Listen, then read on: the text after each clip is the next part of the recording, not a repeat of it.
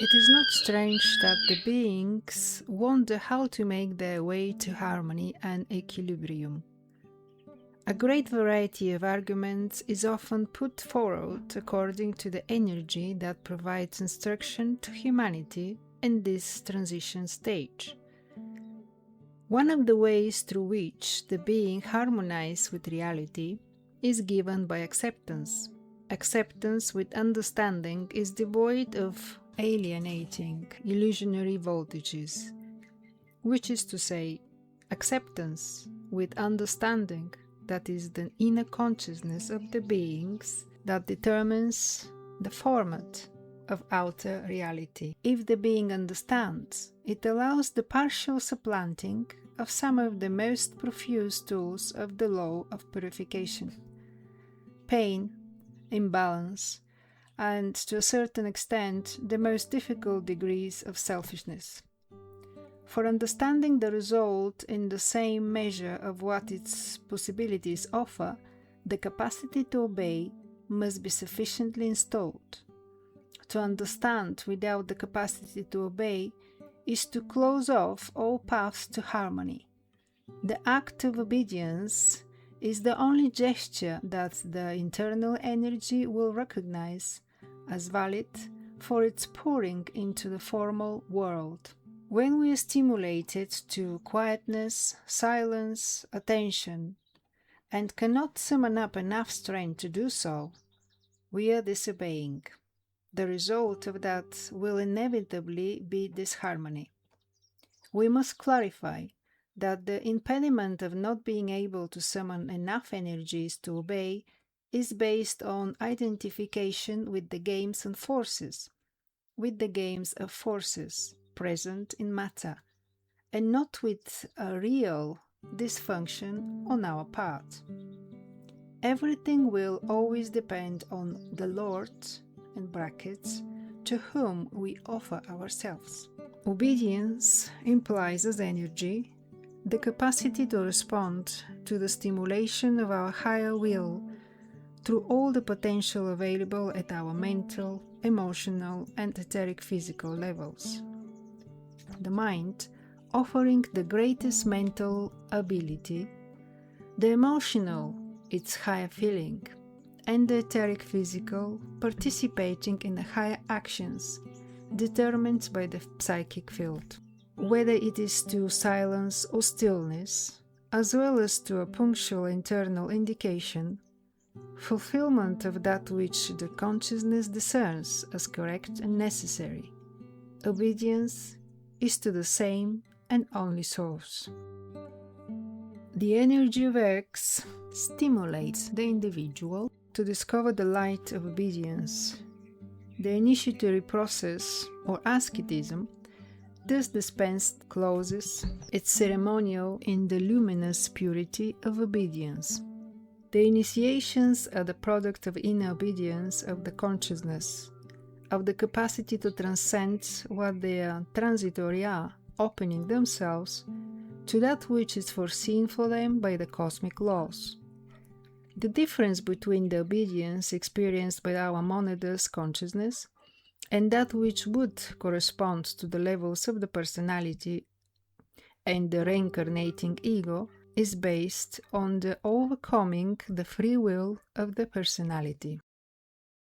When we gradually open ourselves to the spiritual laws, obedience focuses on certain kinds of manifestations framed in the common good, in a valuable overcoming of the attention of the ego's requirements, in a valuable overcoming of the attention to the ego's requirements, moving on to the experience, the self, the liberation from being aware of itself and its pseudo-needs. The type of trail of obedience and its energy and evolutionary value relates us to the ceremony of the approach of the cosmic life assumed by ERKS to the terrestrial service of the planet. Gradually the divine laws will find an echo in us.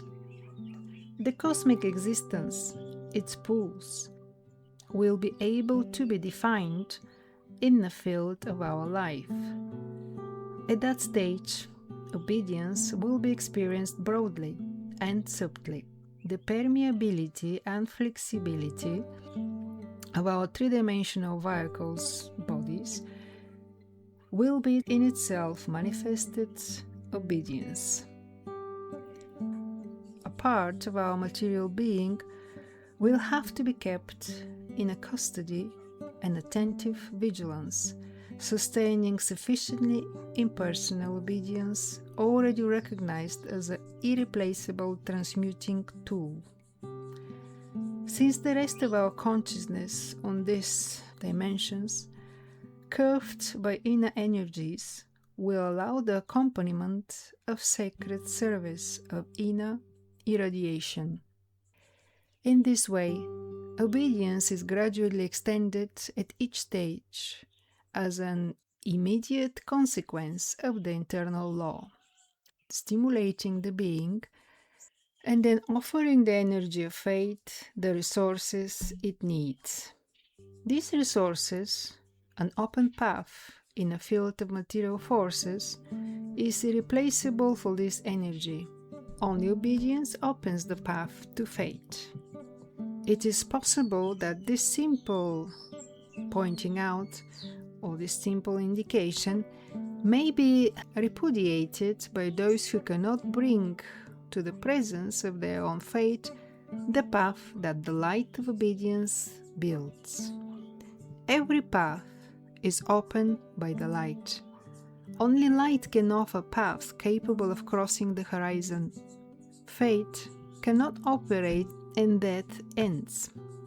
Light release in the form of obedience allows faith to consummate and fulfill the reconnection of the different levels of our consciousness. The path that emerges from obedience is the shortest, simplest, and most direct path. No other path would serve faith to lead the outer consciousness to its inner and higher destiny.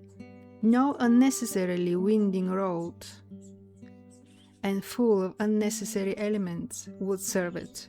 Genuine obedience is based on a simplicity of a response. Faith bases its power on a reboosting of that simplicity. Simplicity, in turn, is one of the connotations that external life can accuse as a reflection of the accepted and established inner reality. The Path of the Pilgrim, ERKS, and the Revelation of Ansenuza by Daniel Gagliardo.